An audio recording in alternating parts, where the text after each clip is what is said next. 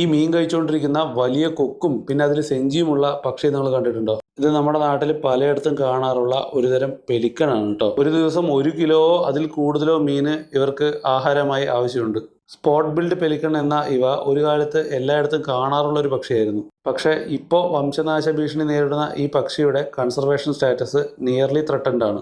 ലോകത്തെ ഏറ്റവും നീളമുള്ള കൊക്കുള്ള പക്ഷി ഇവരുടെ അതേ വർഗ്ഗക്കാരായ ഓസ്ട്രേലിയൻ പെലിക്കണുകളാണ്. വലിയ തടാകങ്ങളും നീർത്തടങ്ങളും അഴിമുഖങ്ങളും എല്ലാമാണ് ഇവരുടെ ആവാസ കേന്ദ്രം. നീന്തിക്കൊണ്ടിരിക്കുമ്പോൾ ഇതിന്റെ കൊക്കിന് താഴെയുള്ള സെഞ്ചി വെച്ചിട്ടാണ് ഇവർ മീൻ പിടിക്കാറ്. നമ്മൾ ഈ തോർത്തുകൊണ്ടൊക്കെ കോരി എടുക്കില്ലേ, അതുപോലെ. ഒരു വാട്ടർ ബേർഡായ ഈ പെലിക്കന്റെ കാലുകൾ നമ്മുടെ താറാവിന്റെ കാലുകൾ പോലെ ഉണ്ടാവും. വെള്ളക്കെട്ടുകളുടെ അടുത്തുള്ള മരങ്ങളിലാണ് ഇവ കൂട് വെക്കാറ്.